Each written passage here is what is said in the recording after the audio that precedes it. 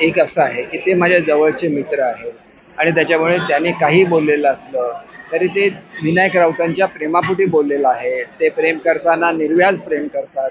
त्याच्यामुळे प्रेमापोटी कोणी जर असं काय बोललं तर ते फारसं सिरियसली घेण्यासारखं नसतं. आणि त्याच्यामुळे मुळात उबाटाकडे किती ग्रामपंचायती आहे, किती कार्यकर्ते आहे, किती ग्रामपंचायत सदस्य आहे, सगळ्यातच बघितलं पाहिजे ना.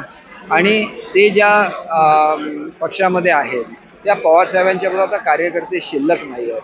अजित पवारांच्या बरोबर कार्यकर्ते गेलेले आहेत, पक्ष गेला आहे, चिन्ह गेले, आणि त्याच्यामुळे मला असं वाटतं की इथं थोडेफार जे काय इच्छुक लोक आहेत ते जे काय काम करतायत त्याच्यामुळे आपली शक्ती फार मोठी आहे असं त्यांनी गृहीत धरून नये. अजितदादा एक तरुण नेतृत्व आहे, त्यांच्याशी अतिशय चांगले संबंध राहिलेले आहेत आणि त्याच्यामुळे त्यांनी आपल्या भूमिकेचा पुनर्विचार करावा आणि अजितदादांच्या राष्ट्रवादीमध्ये सामील व्हावं असं मला वाटतं. एक गोष्ट अशी आहे की तुम्ही हल्ली त्यांना फारसं सिरियसली घेऊ नये अशी मला नम्र विनंती आहे, कारण सध्या ते राज्याच्या राजकारणामध्ये नसतात.